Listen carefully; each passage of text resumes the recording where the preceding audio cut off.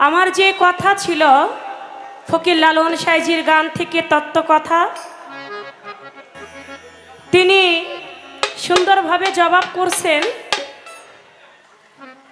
জবাব করে একটা কথা শুধু বারবার কেমন যেন তিক্ততার সহিত একটা কথা বারবার উচ্চারণ করে।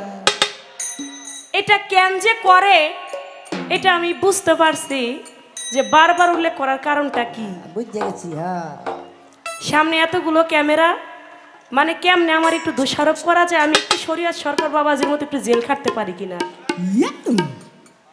এই যে যে একটা কথা বারবারে শুধু বলে যে অনেক গুরুরা ব্যবসা করে। আচ্ছা, আমার কথাটা কি এমন ছিল? না, কথাটাকে বারবার আপনি খারাপ দিকে টেনে নিচ্ছেন কেন? আমার কথাটা তো এরকম ছিল না। আমি বলছি আপনি বলতেছেন, আপনি যেভাবে বলতেছেন আমি মনে হয় সব পীরের কথা বলছি, পীরেরা ব্যবসা করে, এরকম তো না রে ভাই। আমার কথাটা ছিল কিছু কিছু দরবার আছে যারা পীরগিরিটাকে ব্যবসায় পরিণত করে নিয়েছে। সত্য কথা। কিছু কিছু দরবার আছে যেটা সত্য আল্লাহর ওলি, তারা আমাদেরকে আখিরাতের যে পথ সেই পথে আমাদেরকে ধাবিত করে। এখন আমরা যারা আম মানুষ আছি, আমরা যারা অজ্ঞানী আছি, আমরা কেমন করে একজন আসল গুরুকে চিনতে পারি? কথাটা ছিল আমার এইখানে। বারবারে আপনি কথাটাকে নিচে নামান কেন? আমার কথাটাই ছিল ওইখানে যে কেমন করে আমরা একজন আসল গুরুকে চিনতে পারি।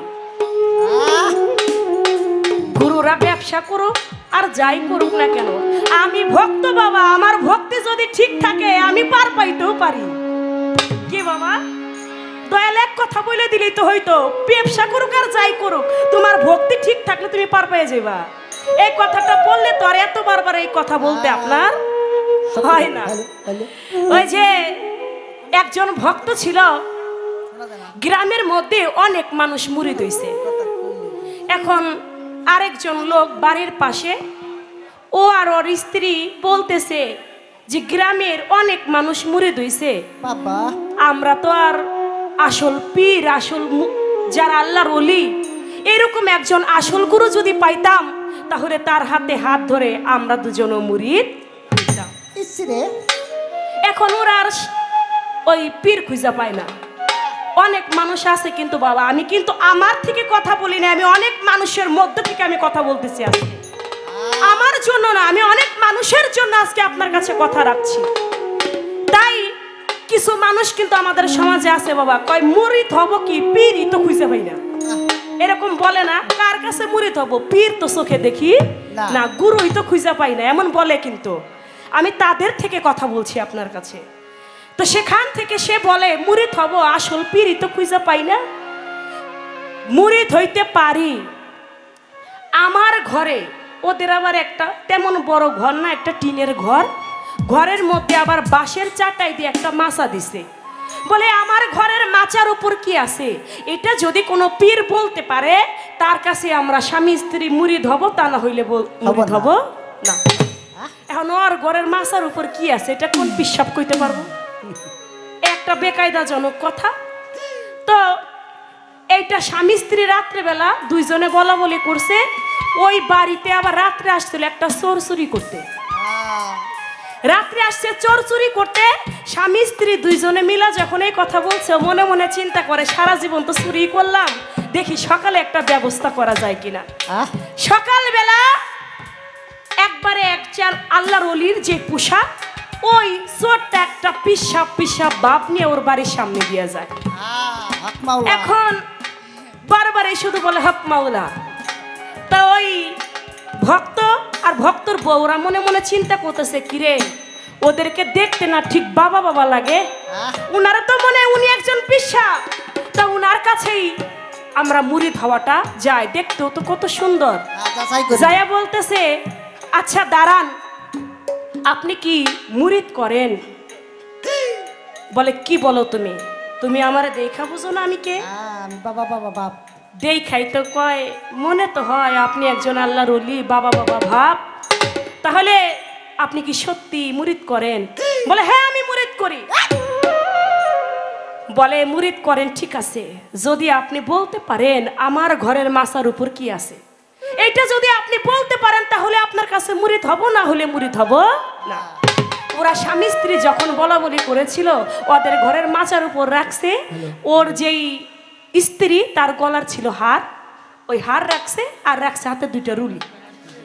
এখন এইটা তো যখন বলা বলি করছে, এটা বলার সময় ওরা দুইজনই কথা বললে সময় এটা বইলেই দিছে। তখন বলে আমি আগম নিগম যত কিছু আছে, আসমানের খবর আমি জানি, জমিনের খবর আমি জানি, সারা তারা একবারে তামাম দুনিয়ার খবর আমি জানি। তোর ঘরের মাচার উপর আছে তোর বোর গলার হার। পাইছি তো বাবারে, আছে তোর বউয়ের হাতে রুলি। এই তো বাবা, আর তো বেশি দূরে নাই, বাবা তো একবারে কাছেই চলে আসছে। বলে বাবা আপনারই তো খুঁজছি। বলে ঠিক আছে, বাবার হাতে তো হাত ধরে মুড়ি দিয়েছে, এখন চোরের তো কাম চুরি করা, ওর তো আর চুরি ছাড়া ভালো লাগে না। কিন্তু সেবা যত্ন এমন ভাবে স্বামী স্ত্রী দুজনে মিলে করতেছে, সেবা এমন ভাবে করে সর্বসময় তারা দুইজনে কেউ গুরুর কাছে থেকে সরে না। আর ও রাত্র হইলে চিন্তা করে আমি কোন সময় চুরি করব, ওই মাচার উপর থেকে রুলি আর ওইটা নিয়ে আমি পালাবো, কিন্তু কোনো মতেই সেটা আর পারে না। এমনি ভাবে বলতেছে, যা। যখন স্ত্রী এবং ভক্ত একটু সরে গেছে, ভক্তের বউ আর ভক্ত, তখন মনে মনে বলতেছে যে আসলাম চুরি করতে, এখানে আইসা পিসা বইও বেকায়দায় পড়লাম, আমার ঘরের বউ বাচ্চা না জানি না খেয়ে রয়েছে।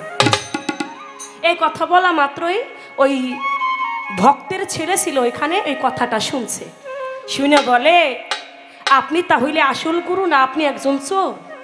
এইটা আমি আমার বাবা মায়ের কাছে বলে দেব। এটা যখন বলছে, বলা মাত্রই ওই ছেলেটাকে হাতের মধ্যে থেকে ওই ওর যে অস্ত্রপাতি ওইটা খাটের নিচে রেখেছিল, ওইখান থেকে বের করে ছেলেটাকে এক কোপ দিয়ে কাইটা ফেলাইছে। যখন কাইটা ফেলাইছে, কাইটা ফেলানোর পরে এখন বলতেছে, বাবা আপনি কি করলেন? আপনি আমার সন্তানকে আপনি খুন করলেন, হত্যা করলেন। না, এটা আমার বিশ্বাস হয় না, আমার গুরু আমার সন্তানকে মারতে পারে না। দয়াল গো, আপনি বসেন, আপনি আমার সন্তান মারছেন, সন্তান আমি অনেক পাবো, আপনি বসেন, আপনার সেবা যত্নটা আগে আমার করতে হবে, আপনার সেবার ত্রুটি আমার করা যাবে না। গুরুকে একটা বলের মধ্যে পানি নিয়ে পাটা ধোয়াইছে, পা ধোয়াইয়া গুরু ভজন করবে, এমন সময় একটু পানি, ওই পা ধোয়া পানিটা ছিটা গিয়া ওই সন্তানের গায়ে পড়ছে। যখন সন্তানের গায়ে পড়ছে, ওই সন্তান জিন্দা হয়ে গেছে, সন্তান ভালো হয়ে গেছে।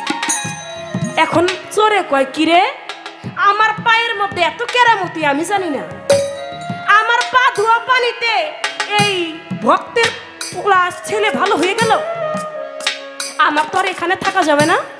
পরের দিন সকালবেলা ওই ভক্তর বউকে বলে, বাবা রে কতদিন হয় তো, এবার একটু বাড়িতে যাই, বাড়িতে গিয়ে একটু বাড়ির খোঁজ খবর নিয়ে তারপর আবার তোদের কাছে আসবো। বলে ঠিক আছে। বাড়িতে চলে গেছে, বাড়িতে যাবার পরেই স্ত্রী বলতেছে, কি খবর, এতদিন আপনি কই ছিলেন? এতদিন তো আপনার কোনো খবর ছিল না, ঘরে চাল নাই ডাল নাই, ছেলে সন্তান নিয়ে কি খাবো কিছুই বুঝে উঠতে পারছি না, আপনি ছিলেন কই? এই কথা কম বলবি, তুই বর্তমানে আমার খবর জানোস? কয় কি বর্তমানে কি খবর আপনার? কয় বর্তমানে আমি কিন্তু একজন পিসাব। এই কথা শুনে বউতে কয়, চোরের আবার পিসাব, বুঝেনি তো বউদের কথা। কয় কি তুই আমার চোর কইলি, চোরের আবার পিসাব কইলি, যা তোর আর দুনিয়ার বুকে আমি রাখবো না। এইটা বইলাই ওই স্ত্রীকেও কতল করে ফেললো। যখন স্ত্রীকে হত্যা করলো, চোরের মা এসে বলে, বাবা তুই কি করলি? তুই যে তোর স্ত্রীকে খুন করলি, এখন তো থানা পুলিশ হবে, তোকে এসে ধরে নিয়ে যাবে, তোর উপায় হবে কি? এরই মধ্যে লোক জানাজানি হয়ে যায়, থানা থেকে পুলিশ আসে, পুলিশ এসে ওই চোরকে ধরে নিয়ে ওই ভক্তের বাড়ির সামনে দিয়ে যায়। ওই ভক্ত দেখতে পায়, দেখা দৌড়ে আসে, আইসে বলে, কি ব্যাপার, আপনারা আমার দয়ালকে নিয়ে কোথায় যাচ্ছেন? এটা তোর দয়াল, চোরের সঙ্গভঙ্গ নিশ্চয়ই চুরি হয়। তুইও মনে হয় খুব ভালো একটা লোক না, তুই আসছিস এর কাছে? বলে হ্যাঁ উনি আমার দয়াল। বলে তোর গুরুমাকে ও হত্যা করছে? এটা আমি বিশ্বাস করি না, আমার দয়াল যদি হত্যা করে থাকে, খুন করে থাকে, আমার দয়ালই পারবে ভালো করতে। বলে কেমনে ভালো করবে? বলে তখন ওই চোর বলে, স্যার এটা কোনো ব্যাপার না, আপনি আমার একটু ছাড়েন, দেখাই কেমনে ভালো করা যায়। চোরে কি করছে, ওই নিজের পা দুইটা সুন্দর করে ধুইছে, ধুয়ে ওই পানি বোর উপর দিয়া ছিটায়।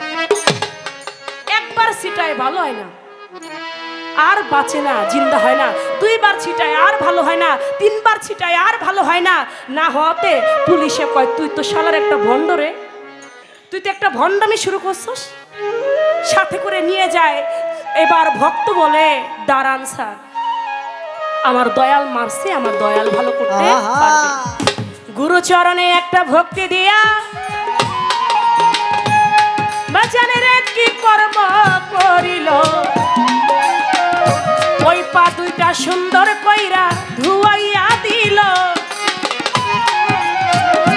গুরুর চরণে একটা ভক্তি দিয়া ওই পা দুইটা সুন্দর করে ধুয়ে, ওই পা ধোয়া পানিটা আবার যখন ওই স্ত্রীর উপর দিয়ে ছিটিয়ে দিল, ওই গুরু মা তখন ভালো হইয়া গেল।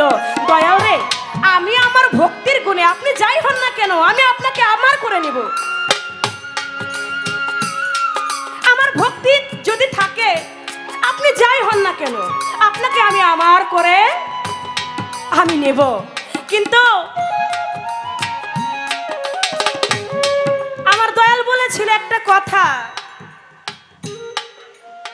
আমি নাকি বলছি কাম নিবারণ করা যায় না। এই কথাটা বললে কতগুলা কথা বললো। আচ্ছা, আমি কি এই কথাটা বলছিলাম দয়াল, আপনার জার্নিটা আজকে বেশি হইয়া গেছে তো, এর জন্য কেমন কেমন জানি বলতেছেন, খেয়াল থাকে না আর কি, মুরব্বী তো।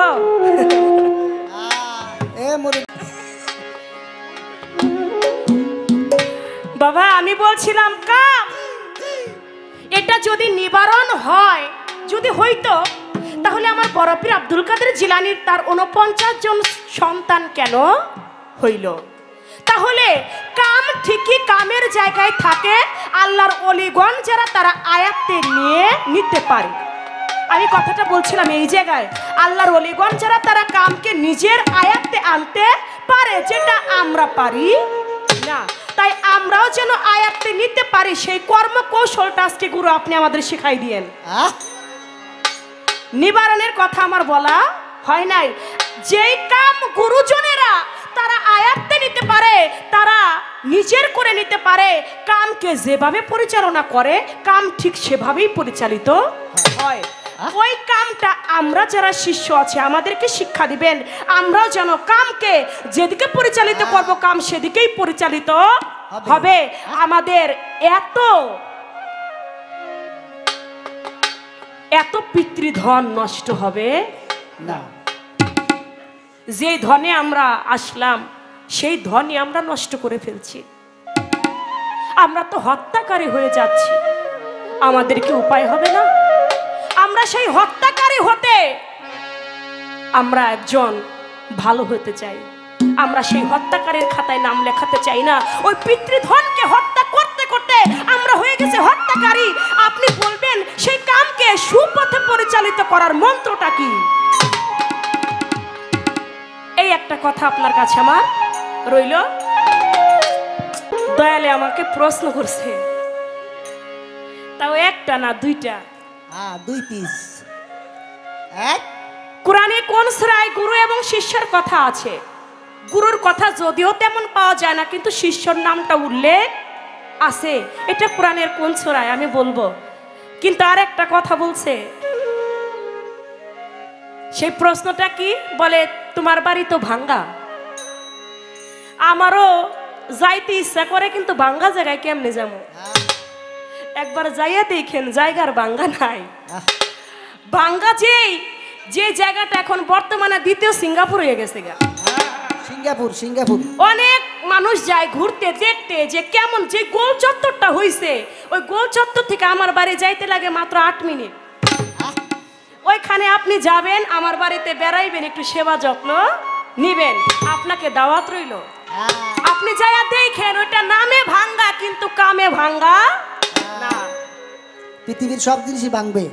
এখন বলে যে আপনি ভাঙ্গা থেকে কেমন করে আসছেন?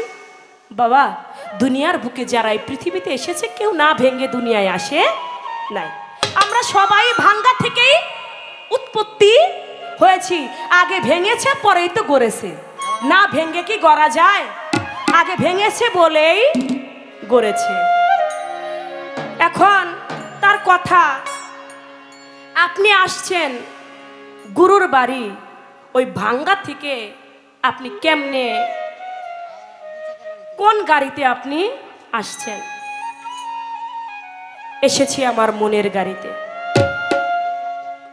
আমার মন টেনেছে আমি টিপু সার দরবারে যাব। দেখেন, একটা টাকাও বায়না দেয় নাই কুরবান ভাই, এক টাকাও বায়না দেয় নাই। বলে আমাদের দরবারে কোন শিল্পীর বায়না দিই না। আমি তো আর জানি না। আমি কই ভাই আপনি বায়না করলেন কিন্তু বায়নার টাকা তো পাঠাইলেন না। কই চন্দ্রা সরকার, আপনি হয়তো জানেন না আমাদের দরবারে যত বড় শিল্পী আনি না কেন কাউকে আমরা বায়না দেই না। যখন এই কথা বলছে আমি বলছি বায়না দিয়ে কি করব? টিপু সার নাম শুনছি, আগে ওই দরবারে একটু যাই। এই যে আমার মনের টান, এই যে আমার হৃদয়ের টান, এই হৃদয়ের টান দিয়েই, এই হৃদয়ের গাড়িতেই আমি আমার আজকে টিপু সার দরবারে এসেছি। প্রত্যেকটা মানুষের যদি অন্তরের টান না থাকে, হৃদয়ের গাড়ি যদি তার না চলে, সে কখনোই টিপু সার দরবারে আসতে পারে।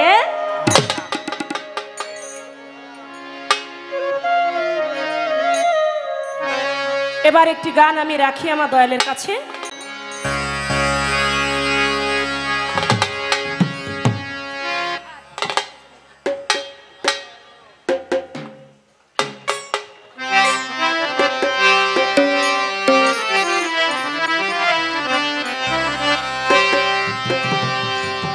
এই দেহের উত্তর দক্ষিণ পূর্ব পশ্চিম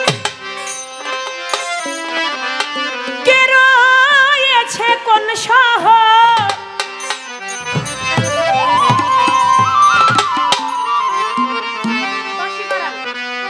উত্তর দক্ষিণ পূর্ব পশ্চিম কে রয়েছে কোন শহর? কেমনে ঠিক রাখি দয়াল আমার এই দেহ ঘর?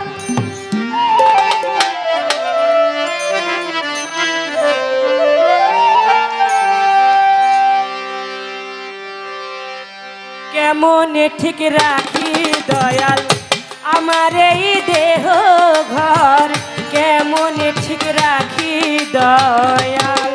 দেহের উত্তর দক্ষিণ পূর্ব পশ্চিম, উত্তর দক্ষিণ পূর্ব পশ্চিম কে রয়েছে কোন শহর আমার? কে রয়েছে কোন শহর? কেমনে ঠিক রাখি দয়াল আমার এই দেহ ঘর? কেমনে ঠিক রাখি দয়াল?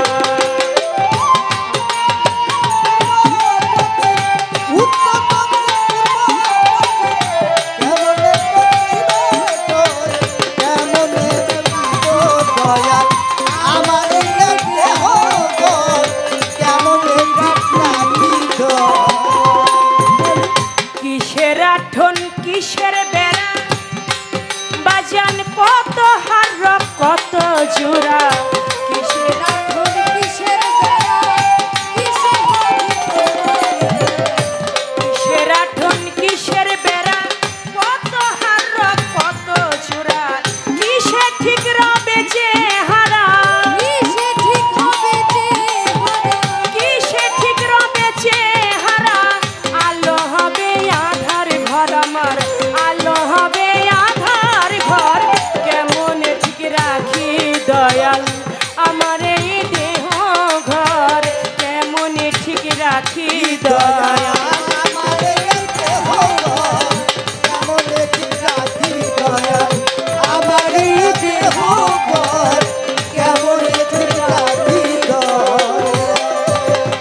কোন বর্ণ হইলে উদয় সমনে সে বাঁধবে আমায়?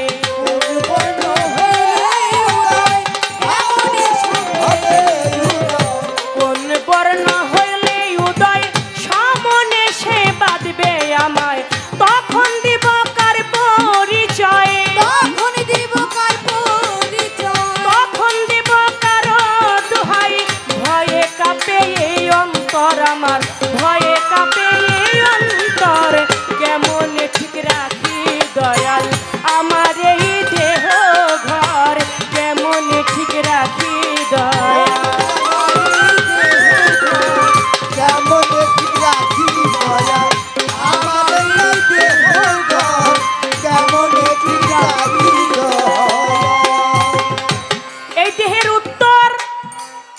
দক্ষিণ পূর্ব পশ্চিম, কে রয়েছে কোন শহর, কেমনে ঠিক রাখি দয়াল আমার এই দেহঘর।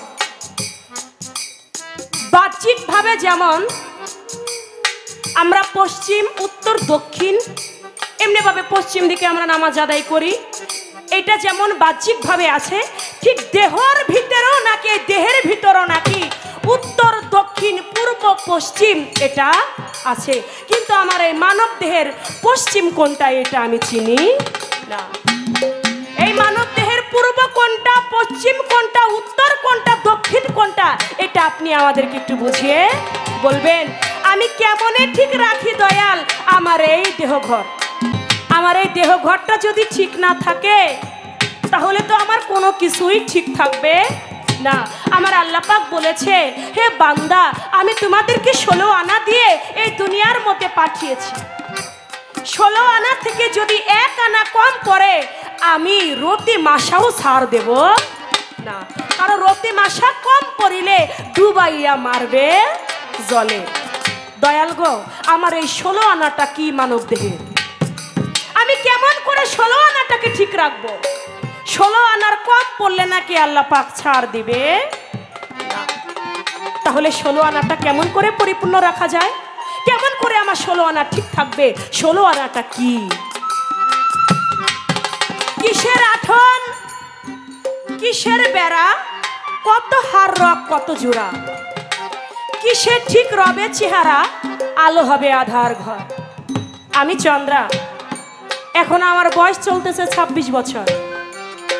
এখন আমার যে চেহারা, আমার বয়স যখন 50 বছর হবে, আমার 50 বছরের সময়ে যেন আমার এই চেহারাটাই থাকে। আমার চেহারা যেন না ভাঙে, সেই কর্মটা কি? কতজনের চেহারা ভাঙ্গে একবারে আসার মতো হয়ে গেছে, একবারে চাপা চুপা ভাঙ্গে লাইগে গেছে। দয়াল, আমার এই 26 বছরে আমি চন্দ্রা যেমন, আমি 50 বছরে যেন আমার রূপ চেহারাটা এমনই থাকে, আমার কোনো ভাঙ্গনি যেন না লাগে। কেমন করে চেহারাটা ঠিক থাকবে? কোন সাধনা আর বলে, কোন বড়াই সমন এসে বাঁধবে আমায়, তখন দিব কাহার দুহাই, ভয়ে কাঁপে এই অন্তর। দয়াল রে, আমার দেহের মধ্যে কোন বর্ণ উদয় হইলে আমি বুঝতে পারবো দুনিয়াতে আমি আর বেশি দিন থাকবো না। এই দেহের মধ্যে নাকি এমন একটা বর্ণ উদয় হয় যখন আপনি চলে যাবেন, চলে যাবার কিছুটা আগ মুহূর্তে সেই বর্ণটা আপনার উদয় হয়। আর যখন ওই বর্ণটা আপনি চিনতে পারবেন তখন আপনি নিজেই, আপনি আপনার আত্মীয় স্বজন সবার কাছে বলতে পারবেন আমি আর থাকবো না, আমি আগামীকালই মারা যাব। আপনি বলবেন এই দেহের মধ্যে কোন বর্ণটা উদয় হইলে আমি আমার মৃত্যুর কথা আমি নিজেই বলতে পারবো।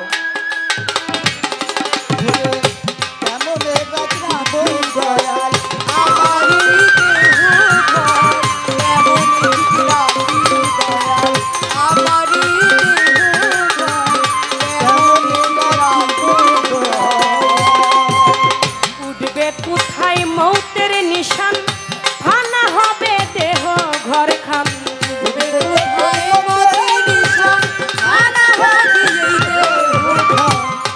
আমার কোথায় মরণ হবে আমরা কেউ জানি না, গুরুজনেরা নাকি জানে। আমার কখন কোথায় মরণ হবে এটা আমরা সাধারণ মানুষ এটা বলতে পারি না, কিন্তু গুরু যারা তারা নাকি বলতে পারে আমার কখন মৌতের নিশান, মরণের নিশান আমার উঠবে। তাই বলেছে কখন উঠবে মরণের নিশান, আমার ফানা হবে দেহ ঘরে খাম। কখন উঠবে মরণের নিশান, ফানা হবে কখন উঠবে মরণের নিশান, ফানা হবে দেহ ঘরে খাম।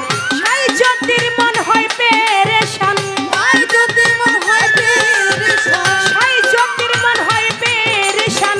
ময়রা কেমনে হয় মোর দয়াল, ময়রা কেমনে হয় মোর, কেমন ঠিক রাখি দয়াল আমার এই দেহ ঘরে,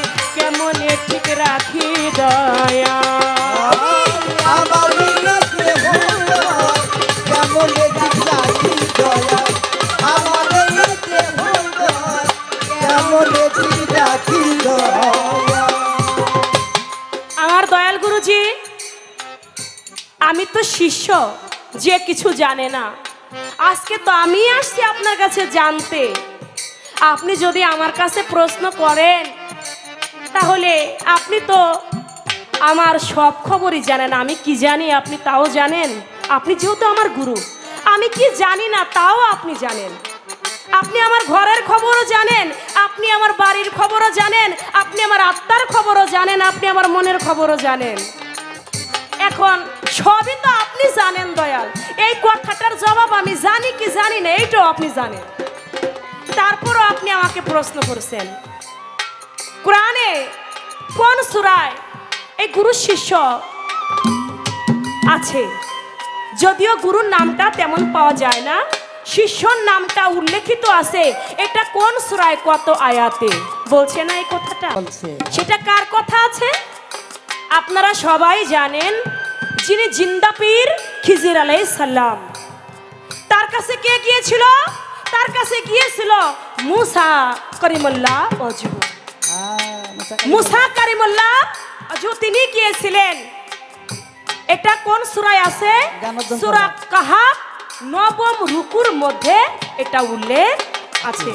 কোন সূরা? সূরা কাহাফ 9 রুকুতে এটা উল্লেখ আছে। মুসা নবী গিয়েছিল খিজির আলাইহিস সালামের কাছে জ্ঞান অন্বেষণ করবার জন্য। আমরা যেমন পীরের কাছে যাই জ্ঞান অন্বেষণ করবার জন্য, তেমনি ভাবে মুসা নবীও নিজেকে অনেক বড় জ্ঞানী মনে করেছিল। তিনি বলেছিল, আমার থেকে জ্ঞানী বোধহয় দুনিয়ার বুকে আর কেউ নাই। আমার আল্লাহ বলে, মুসা তোমার থেকেও জ্ঞানী আছে। বলে, আমার থেকে জ্ঞানী আছে? আমি একজন নবী, আমার থেকে জ্ঞানী হয় আবার কেমনে? বলে, হ্যাঁ তোমার থেকেও জ্ঞানী আছে, সে সাগরের তলদেশে বসত করে। সুবহানাল্লাহ। বলে, আমি তাকে দেখতে চাই, সে আমার থেকেও জ্ঞানী, আমার থেকেও বুজুর্গ, আমি তাকে দেখতে চাই। বলে, তাকে যদি দেখতে চাও, একটা ভাজা কই মাছ থলেতে করে নিয়ে তুমি যাবে। ওই ভাজা কই মাছটা যেখানে গিয়ে তাজা হয়ে যাবে, ওইখান দিয়ে একটা রাস্তা তৈরি হয়ে যাবে। আর ওই রাস্তা দিয়ে হাঁটতে হাঁটতে তুমি ওই আল্লাহর ওলি, যিনি জিন্দা পীর খিজির আলাইহিস সালামের সন্ধান পাবে। আমার আল্লাহ পাক বলেছে, আমি খিজির আলাইহিস সালামকে, আমি আল্লাহ আমার খাস দরবার হতে তাকে ইলমে লাদুনি দান করেছি। সূরা আরাফ, সূরা কাহাফ 9 রুকুর মধ্যে এটা উল্লেখ আছে। আমি এ পর্যন্তই বলা কওয়াটা রাখলাম। এবার আমার গানে যে কথা আছে, এই কথাগুলি আমার দয়ালের কাছে আশা করি সুন্দরভাবে জবাব করবে।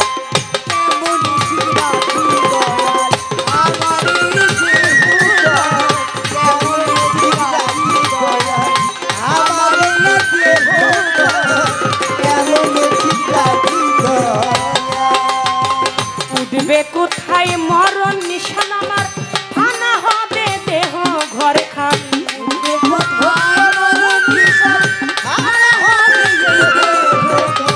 উঠবে কোথায় মরণ নিশান, ফানা হবে দেহ ঘর খান। সাই জ্যোতির মন হয় পেরেশান, সাই জ্যোতির মন হয় পেরেশান। ময়রা কেমনে হয় আমার দয়াল, ময়রা কেমনে হয় আমার, কেমনে ঠিক রাখি দয়াল আমার এই দেহ ঘর, কেমনে ঠিক রাখি দয়াল। এই দেহের উত্তর দক্ষিণ পূর্ব পশ্চিম, উত্তর দক্ষিণ পশ্চিম, কে রয়েছে কোন শহর বলো, কে রয়েছে কোন শহর, কেমনে ঠিক রাখি দয়াল আমার এই দেহ ঘর, কেমনে ঠিক রাখি দয়াল আমার এই দেহ ঘর, কেমনে ঠিক রাখি দয়াল আমার এই দেহ ঘর, কেমনে ঠিক রাখি দয়াল। বাহ বাহ বাহ, ধন্যবাদ না দিলেই নয়। অনেক কথা আমি যা চেয়েছিলাম সুন্দর করে আলোচনা করেছেন। তার যা মনের ভাব তাও তিনি প্রকাশ করছেন। ভালো লাগছে। তো আরেকটু ভালো লাগছে, এটা হলো আজকে সাউন্ড সিস্টেমটা ভালো। সাউন্ড সিস্টেমটা ভালো। এটা মনে মনে কইব, এত দেরি কইরা কইলো। হ্যাঁ, এটা কইব না, আসলে দেখে নিলাম ভালো কিনা, আসলেই ভালো। কোনো সমস্যার সৃষ্টি হয়নি, কিচ্ছু বলতে হয় না, ভালো লাগছে। তো যিনি সাউন্ড সিস্টেমের মালিক, যারা পরিচালনায় মাস্টার, উভয়কেই ধন্যবাদ। তো ভালো লাগছে সাউন্ড সিস্টেম। আমার শিষ্য অনেকগুলি কথা বলার পরে এইবারও আমার কাছে কিছু চাইছে। তার চাওয়াটা কিছু না, অনেক। ওই প্রতিবারই দাঁড়াই দাঁড়াই একটা গান, বড় একটা গান, এটা গায়ে একটা গান রাখলাম, আবার মুখেও কয়, হ দয়াল, আমার যেন কাম নিবারণ হয়, আমি যেন কামের জ্বালায় মরি না, এরকম একটা মন্ত্র আমারে দেন। হ, সুন্দর কথা। এই মন্ত্রেরই তো প্রয়োজন। গুরু দরবারে সবাই আসে, কিন্তু কি জন্যে আসে এটা সবাই জানে না। কেউ কেউ আইসা বলে বাবা আমার ভাল লাগে না, কেউ কেউ বলে বাবা আমার সংসারে উন্নতি নাই, কেউ কেউ বলে বাবা আমার সংসারে শান্তি নাই। বিভিন্ন জন বিভিন্ন আবদার দয়ালের কাছে করে, কিন্তু কি জন্যে আইছে এটা সে জিগায় না, তার মানে এটা সে ভালো জানে না।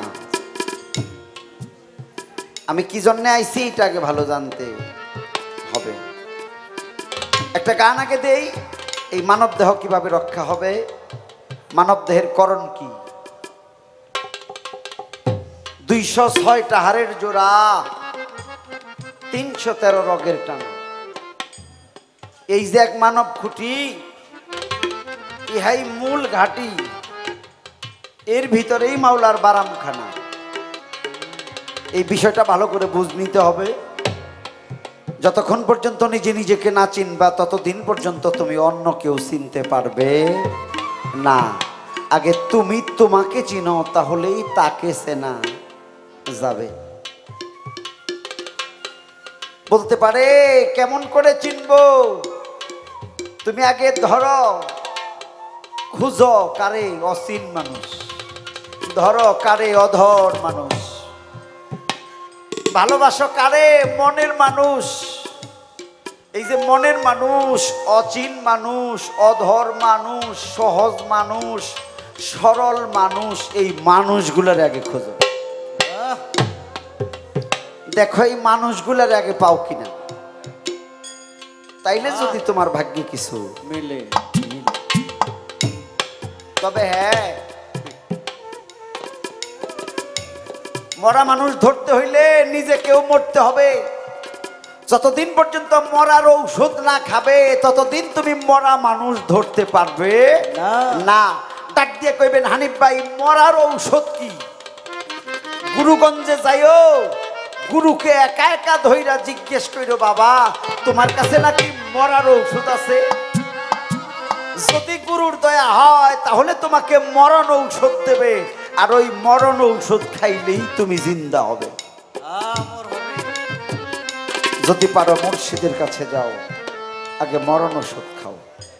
একটা গান দিই, গান দিয়ে পরে তোমার আরো 2 কথা কম, দেখা যাক মালিক কি করে।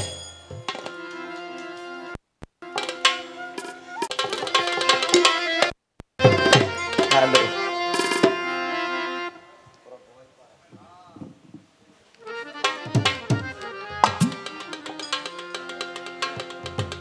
ওরে ভক্ত এই গুরুর কাছেই আছে সন্ধি,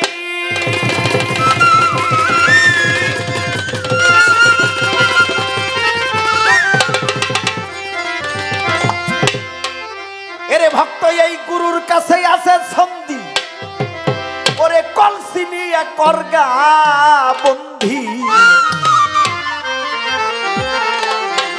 ওই রূপে ডুব দিয়া শুন কি মিষ্টি বুলবুলে অতি নীরবে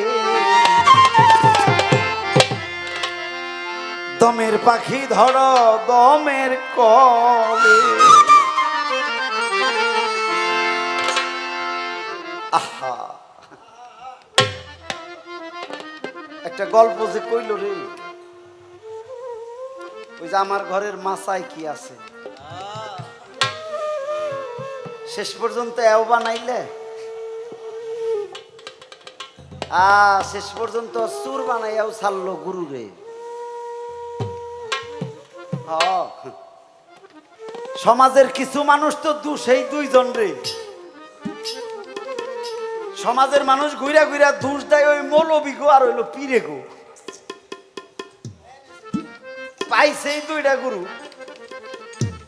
ওই চার হোটেলে বয়ে বয়ে বদনাম করবো ওই যে ওই হুজুর বালা না আর ওই যে ওই পিসাব বালা না যারা আলাপ করে ওরা একদিনও চিন্তা করলো না যে জাগো নামে বদনাম করি তারা তেমন একটা রাস্তায় আছে আমরা যে বদনাম করি আমাগো রাস্তাটা কি চন্দ্রা ভাবতাছে মুর্শিদ রে সুর বানাইলাম ঠইকে গেছে না রে আমরা তো কামের ঘাটে চুরি করি এখন আমার বয়স 26 50 বছরেও জানি আমি এইরকমই থাকি পারবা পারবা যদি তোমার করণ ভালো থাকে আর যদি ওই সাধনার করণ কইরে থাকো তো বাবা অনুরোধ কইরা কই যদি হারবাল সাধনা করো তাইলে কোন থাকা হবে না আসলেই সাধনা করতে হবে তাইলে তুমি পারবা তোমার যখন জন্ম হইছে আমি তখন কলেজে পড়ি তুমি যে নেই থাহ আমার কথাটা একটু খেয়াল করো তুমি কইলে আমার বয়স 26 তোমার যখন জন্ম হইছে আমি হানিফ সরকার তখন কলেজে পড়ি তুমি খেয়াল করো আমার বয়সটা কত সাধনা করলে আমার সাথের মানুষগুলারে চাচা কয় আমারে এখনো মানুষে হানিফ ভাই কয় তুমিও না ভাই কইতেছ তুমি জানো সাধনা কারে কয় তুমি আমারে ভালো করে খেয়াল করো কথাটা আপনারাও খেয়াল করেন ওর যখন জন্ম হইছে আমি তখন কলেজে পড়ি খেয়াল কইরো সাধনা নিশ্চয় সাধনা আছে যদি মূল সাধনা করা যায় এ সাধনা কার কাছ থেকে আনতে হবে মুর্শিদের কাছ থেকে আমার মনটা চায় ওর দুইটা বাঁকা কথা কই একটা জায়গায় যে আটকে গেছি আমি যেই দরবারের গোলাম সেটা হলো পরিয়াবর পাক দরবার শরীফ আমার দয়াল সৈয়দ চান মিয়া চান আমি মঞ্চে বয়ে শুনি ও এই বৈরাবরের কথাই কয় ওই দরবারের আরেকজনের মুরিদ এই জন্যে একটা বিষয় তো আছেই তাও ভালো আমার ভাল লাগছে তারে ভাল লাগছে সে অনেক কিছু কইছে হে যদি না কইতো আমি এগুলা কেমনি কইতাম তো সাধনাটা দিয়ে যাই এটা তো আসলে মাইক দিয়ে কইয়া দেওয়ার জিনিস না এই দরবারের মুরিদান যারা এরা জ্ঞানী গুণী ভালো এরা একজন মজ্জুম সাধকের পাশ ধরছে এই মজ্জুমের কাছ থেকে নিতে হইলে তোমাকে মজ্জুম হইতে হবে মরতে হবে ধ্যান এবং খেয়াল করতে হবে গুরু কি করে কোন রাস্তায় যায় কি খায় কেমনে চলে এই ধ্যান খেয়াল কইরা তার রাস্তায় পাড়া দিলে তুমিও এরকম থাকতে পারবে এটা খেয়াল কইরো কবি গানে কি কইল গুরুর কাছেই আছে সত্যি কলসিনিয়া করো বন্ধি গুরুর কাছে আছে সত্যি কলসিনিয়া করো বন্ধি তাই তো গুরুর কাছেই আছে সত্যি কলসিনিয়া করগা বন্ধি আচ্ছা তুপিয়া শুন কি মিষ্টি বুলবুলে রূপে তুপিয়া শুন কি মিষ্টি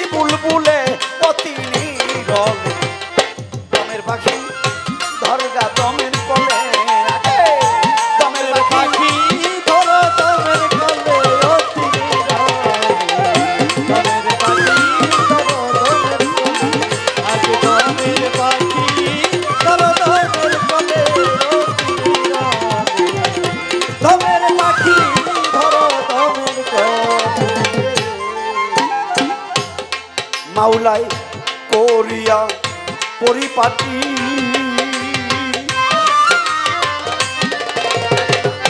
মাটি দিয়া বানাইছে ঘটি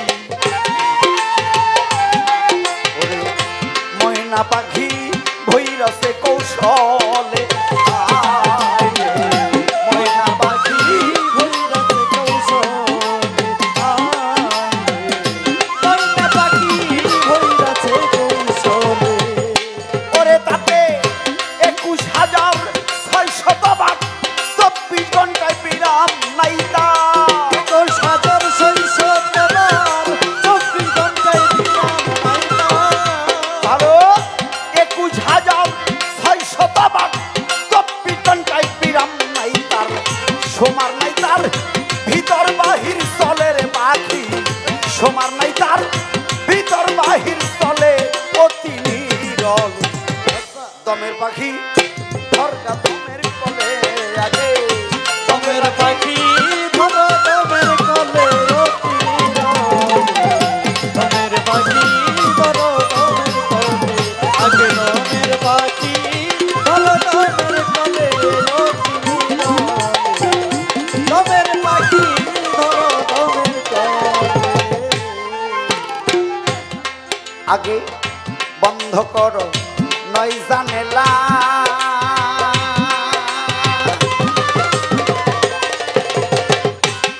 তোমার দম ঘটে নেও প্রেমের তালা ভক্তি করো গুরুর চরণ তলে ভক্তি করো গুরুর চরণ ভক্তি করো গুরুর চরণ তলে ওরে তোমার কামকুর্দা ছয় রিপু ছয়জন এই ছয়জন তোর আছে যে শুধু ছয় রিপু আদি এই ছয়জন তোর দেহের বাদি ভালো কামকুর্দা ছয় রিপু আদি এই ছয়জন তোর দেহের বাদি নিরবধি নাচবে তোমার তালে তারা নিরবধি নাচবে তোমার তালে অতি নীরব দমের পাখি ধরো দমের কলে আছে দমের পাখি ধরো দমের কলে অতি নীরব দমের পাখি ধরো দমের কলে ওরে দমের পাখি ধরো দমের কলে অতি নীরব দমের পাখি ধরো দমের কলে ভবে ছয়রি পূজার হইছে তম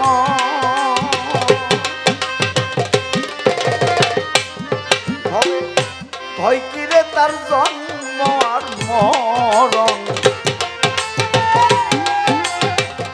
হইছে সুখী একালে সে কালে হইছে সুখী একালে সে কালে হইছে সুখী একালে সে কালে ওরে সে যে সম্রাজারে দিয়া ফাঁকি নিজের ইচ্ছায় মারছে লুকি সম্রাজারে দিয়া ফাঁকি নিজের ইচ্ছায় মারছে লুকি ওরে সে যে সম্রাজারে দিয়া ফাঁকি নিজের ইচ্ছায় মারছে লুকি হইছে সুখী আখেরে আওয়ালে সে তো হইছে সুখী আখেরে আওয়ালে অতি নীরব দমের পাখি ধরগা দমের কলে আগে দমের পাখি ধরো দমের কলে অতি নীরব দমের পাখি ধরো দমের কলে ওরে দমের পাখি ধরো দমের কলে অতি নীরব দমের পাখি ধরো দমের কলে শামাক জহুর জনক শামা ভালো উদয়ন্ত আকাশ আর পাতাল তারা ঘুরে বেড়ায় স্বাধীনতা বলে আয় রে ঘুরে বেড়ায় স্বাধীনতার বলে ঘুরে বেড়ায় স্বাধীনতার বলে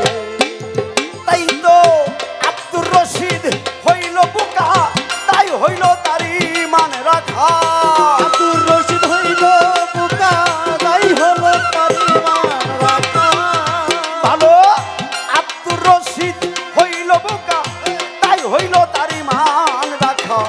ঠেকিয়াছি আসিয়া বৈকালে আমরা, ঠেকিয়াছি আসিয়া বৈকালে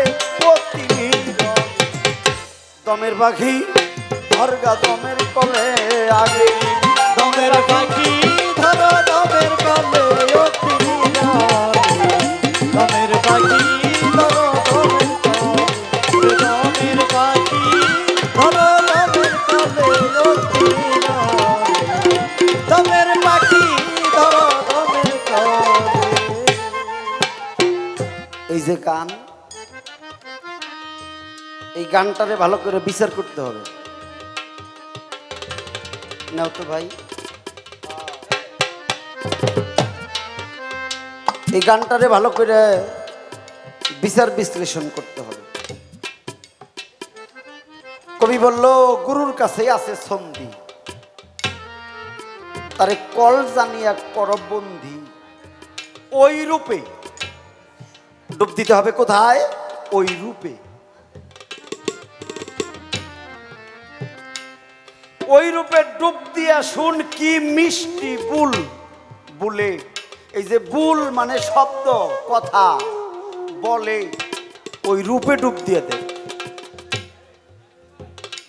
একটা গান আছে না, রূপকাষ্টেরই নৌকা খানি নাই ডুবার ভয়, পারে কে যাবি নবীর নৌকাতে। এ তরিকার ভাইয়েরা,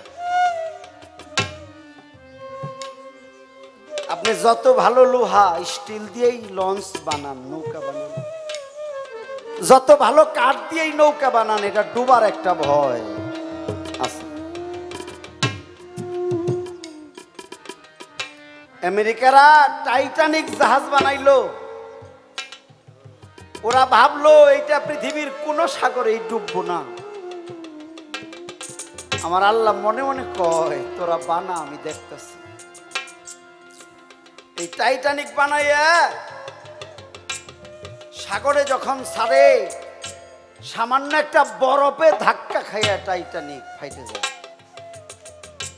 এই টাইটানিকও ডুবে গেছে। কিন্তু সাইজি লালন কইল রূপ কাষ্টেরি নৌকা খানি নাই ডুবার ভয়, পারে কে যাবি তুই যেই নবীরে নবী, যেই নবীরে তুই নবী, ওই নবীর নৌকাতে আয়। কথার ব্যাকরণটা ভালো করে বুঝতে হবে। পৃথিবীর সব নৌকা ডুবতে পারে, কিন্তু আমি যে রূপ দেখিয়াছি, ওই রূপের নৌকা আমার কাছ থেকে কোনোদিনই ডুবতে পারে।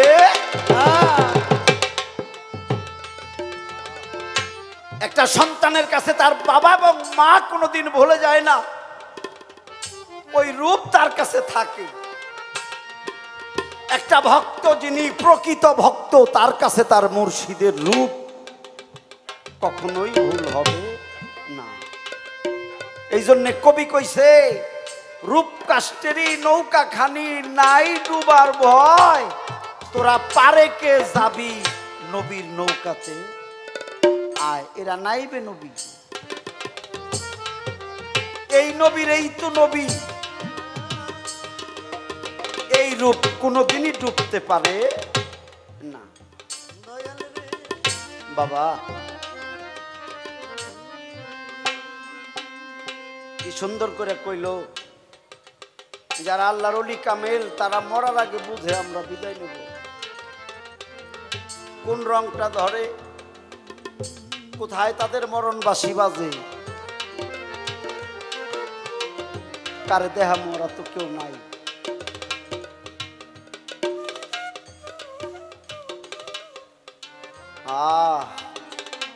চন্দ্রা,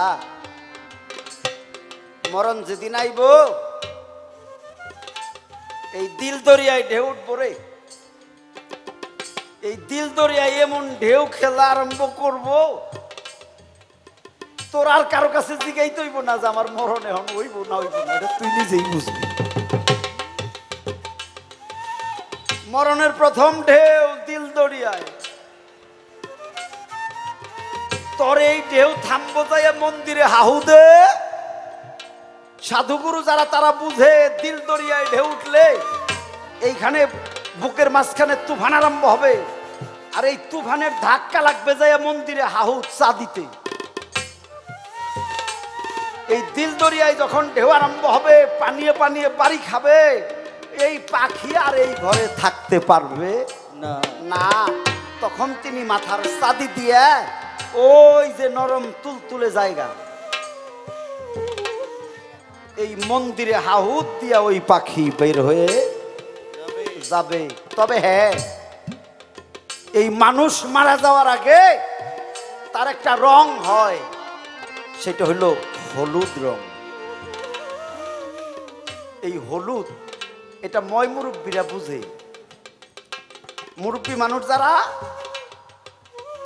কেউ যদি অন্তিম অবস্থায় থাকে তারা যায় বলবে তোমরা সরো, এর ভালো করে ঢাকো, এর সোজা করে শোয়াও, এর অবস্থাটা ভালো না। এটা ময় মুরব্বীরা বুঝে। এটা সাধুগুরু যারা, জ্ঞানী যারা, তারা এটা বুঝতে পারে এর অবস্থাটা ভালো না, রংটা হলুদ হয়ে গেছে। এর মন্দিরে এই দিল দরিয়ায় ঢেউ উঠছে, ঝড় উঠছে, এই তুফানে এই পাখিটা বের হয়ে যাবে। সনাতন ধর্মের মানুষ মনে করে তাদের আত্মাটা বের হয় পায়ের বৃদ্ধাঙ্গুলি দিয়া, আর মুসলমান যারা, ইসলাম ধর্মের মানুষ, তারা মনে করে আত্মাটা বের হয় মাথার চাঁদি দিয়ে। মূল কথা হইল মাথার চাঁদি দিয়ে এই পাখি বের হয়ে যায়। রংটা হইল হলুদ, মরণ বাসি বাজবে এই যে এই দিল দরিয়ায়। নাফসি নাফসি শব্দ হবে নাকে, জিব্বা যাবে শুকাইয়া।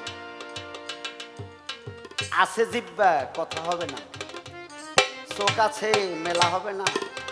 কান আছে, আর শোনা যাবে না। আস্তে আস্তে সব হারিয়ে যাবে।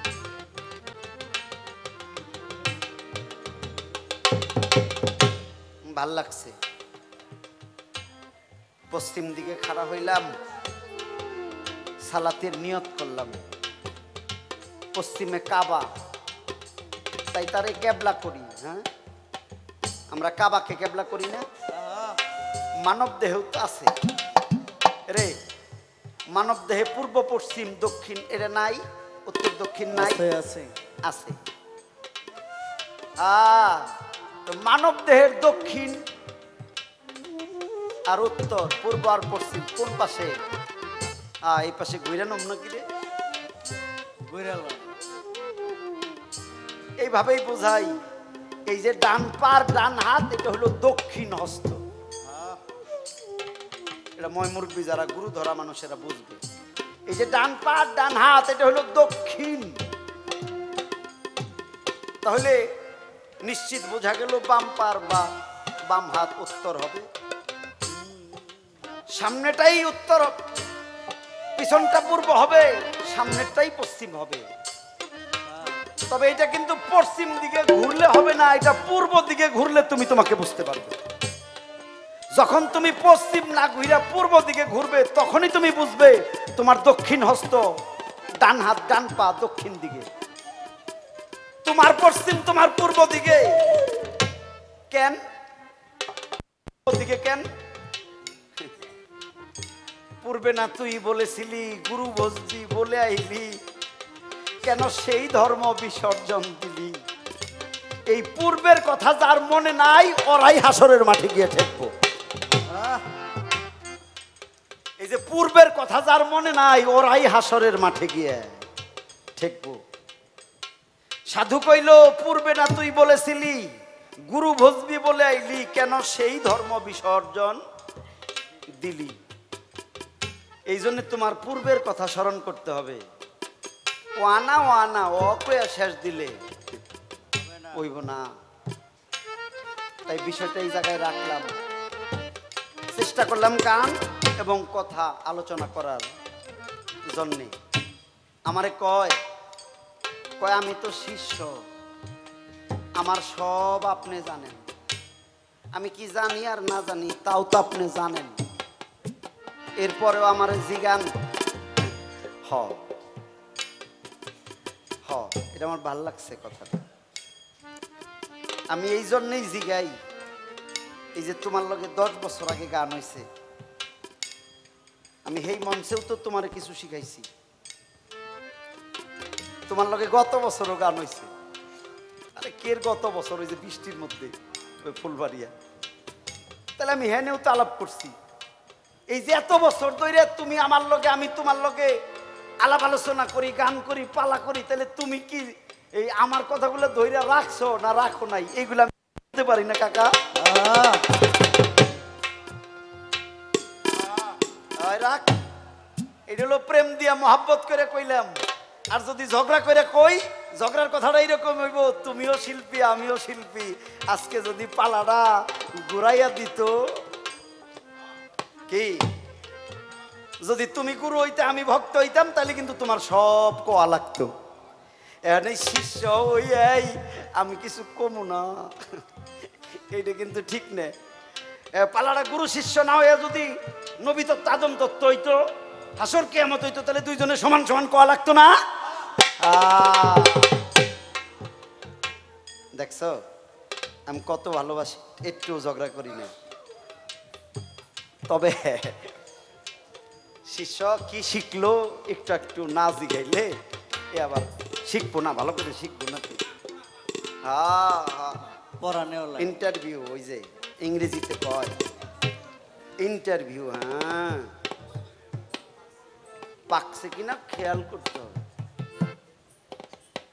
সুন্দর, আমি যা জিগাইলাম ভালো কইছে, ভাল লাগছে। আমার জানা দরকার। আপনারা তো দেখেন নাই, বাজাস না, বন্ধ কর।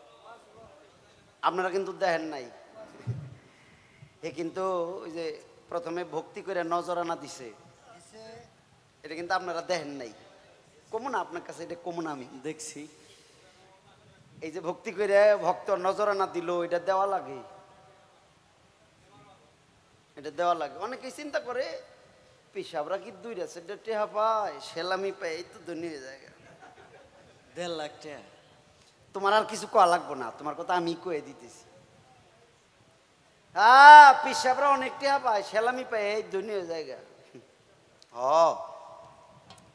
তবে কিছু দিয়া কিছু জিগান নাগে, খালি হাতে কিছু জিগানো যায় না। ঠিক নে। নবীজি দাঁড়িয়ে রয়েছে, হযরত আলী এ জিজ্ঞেস করে, হুজুর আপনার কাছে আমার একটা কথা। নবীজি কথা কয় না। আলী কয়, হুজুর আমার বুকের ভিতরে কেমন জানি চিন চিন করে, বিষয়টা বুঝতে পারি না। আমার নবী কিচ্ছু কয় না। অনেক সময় আলী জিজ্ঞেস করে, নবী কিচ্ছু কয় না। আলী পায়ের মধ্যে পড়ে গেছে, নিশ্চয় আমার কোনো ভুল হয়েছে হুজুর, যে কারণে আমার কথার জবাব দিতেছেন না, আমার ভুলটাকে আপনি কোন। নবী ডাক দিয়ে বলছিল, আলী রে, কারো কাছ থেকে ভালো কোনো মারফত জানতে হইলে আগে তারে কিছু নজরানা দিয়া ভক্তি সালাম কইরা এরপরে বিনয় করে জিজ্ঞেস করতে হয়। আলী তখন থপ করে বলল, হুজুর আমার ভুল হয়ে গেছে, আমি যে আপনারে নজরানা দিব এইরকম কোনো দিরহাম আমার কাছে নাই। হযরত আলী পরের দিন কাজে গেল, সারাদিন কাজ কইরা যে বেতন পাইলো, আরবের ভাষায় তাকে দিরহাম বলে। যে কয় টাকা দিরহাম পাইলো, দিরহাম যে কয়টা পাইলো, পরের দিন সন্ধ্যায় এসে নবীজিরে হাতে দিয়ে একটা ভক্তি দিয়া জিগায়, আমার বুকের ভিতরে কে যেন কথা কয়। আমার নবী টান্দে নিয়ে চাপ দিয়ে ধইরে কয়, আলী তোর বুকে যে কথা কয় সে খুব দূরে নয়, তুই একটু ভালো করে খেয়াল করে দেখ। তার মানে নজরানা দেওয়ান লাগে, দেওয়া ছাড়া গুরুকে ভালো কিছু জিজ্ঞেস করা ঠিক না, আইন নে। এটা আল কোরআনের সূরায়ও প্রমাণ আছে, গুরুকে নজরানা দিয়ে মূল্যবান কথা জিজ্ঞেস করতে হয়। এটা দিছে, আমার কোনো আপত্তি নাই। আলাপ করলাম কেন, এই আলাপের পিছনে আর একটা সংলাপ আছে। হানিফ সরকার এমনি এমনি কোনো কথা কয় না। এই তুমি দান দক্ষিণে নজরানা যাই করছো, আমি খুশি হইছি। এইবার তুমি খালি আমারে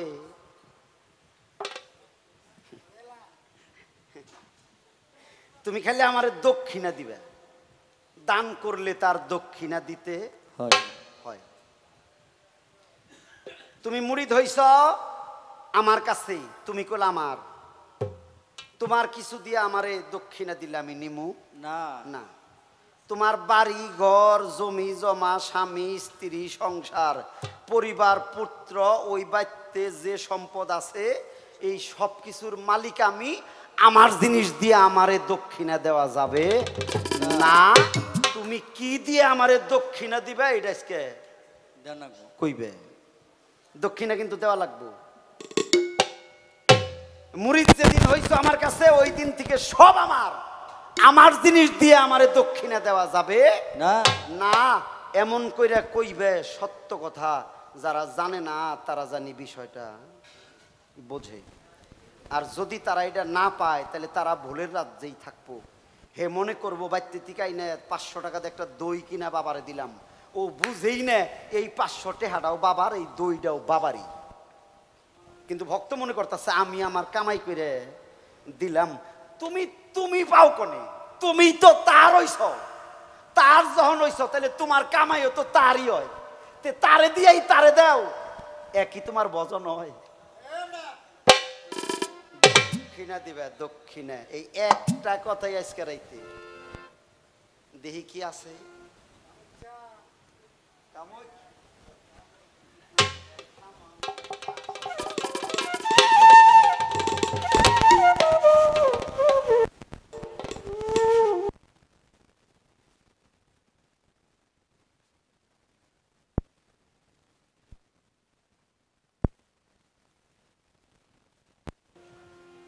হ্যালো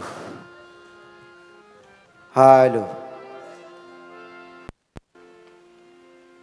ওরে নাম নিলেই হয় দেহ শুদ্ধ, আনন্দে প্রাণ ঢেউ খেলে, গুরু নাম নিলেই হয় দেহ শুদ্ধ।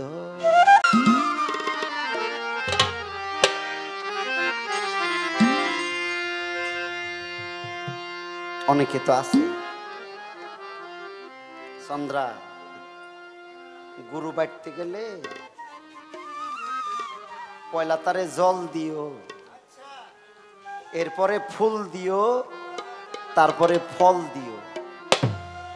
পিসাব বাইতে নিয়ে আগে মাছ বাইজে এক থালি বাদ দিও না। নাইবে রসুল পীর মুর্শিদ পাগল গুরু বাড়তে গেলে আগে জল দিতে হয়, এরপরে ফুল দিতে হয়, তারপরে ফল দিতে হয়। যা দিবে তাকলে আড়ে থেকে কিনাই না। আমি আর সে আর কহাম না।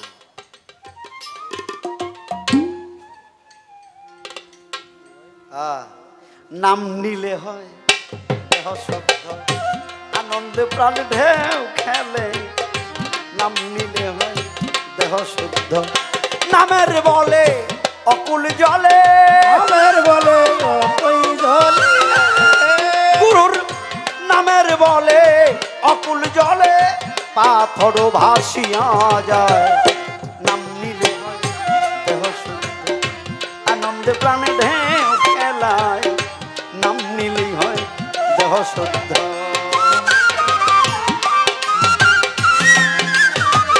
অকুল জলে পাথর বাসিয়া যায়, নাম নিলে হয় দেহ শুদ্ধ, আনন্দে প্রাণ ঢেউ খেলায়, নাম নিলে হয় দেহ শুদ্ধ।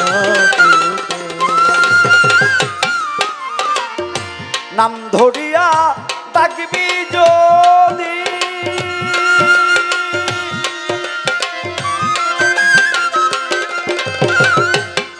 ভালো রবে না আর ভববেদী।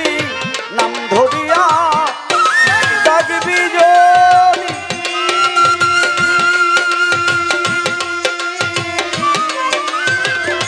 ভক্তরে থাকবে না আর ভববেদী। নাম বিনে নাই কার্য সিদ্ধি, নাম বিনে নাই কার্য সিদ্ধি, তাই তো নাম বিনে নাই কার্য সিদ্ধি। যাই যদি কেউ কাজ তলা, নাম নিলে হয় দেহ শুদ্ধ, আনন্দে প্রাণ ঢেউ খেলায়, নাম নিলেই হয় দেহ শুদ্ধ। অথই জলে নামের বলে, অথই জলে পাথর ভাসিয়া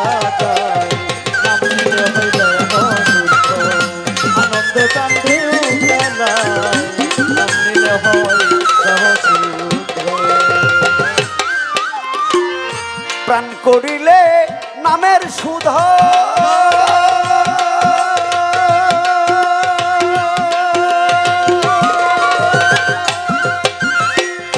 রবে নায়ার ভব ক্ষুদা প্রাণ করিলে নামের সুধ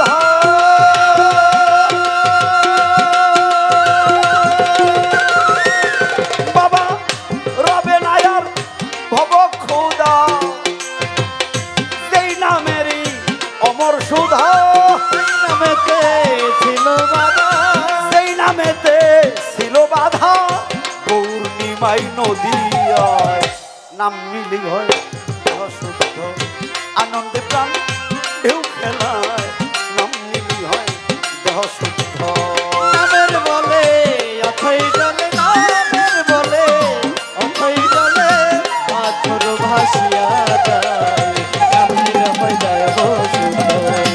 আনন্দে প্রাণে উঠালায়, নাম নিলে হয় দেহ শুদ্ধ। হনুমান হয় হরে ভক্ত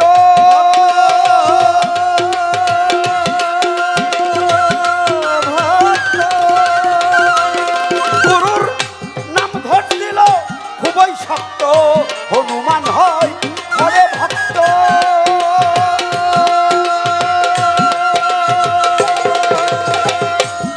গুরুর নাম ধরছিল খুবই শক্ত রাম নামে তার বুকের রক্ত রাম নামে তার বুকের রক্ত, রাম নামে তার বুকের রক্ত কাটিয়া সীতাকে নাম নিলি হয় দেহ শুদ্ধ আনন্দে প্রাণ ঢেউ খেলায় নাম নিলি হয় দেহ শুদ্ধ নামের বলে অথই জলে, নামের বলে অথই জলে পাথর ভাসিয়া যায়, নাম নিলে হয় দেহ শুদ্ধ।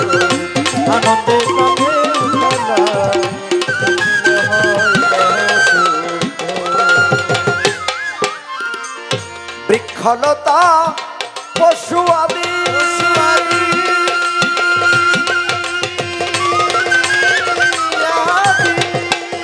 গুরুর নাম নিতে কেউ নাই রে বাকি বৃক্ষলতা পশু আদি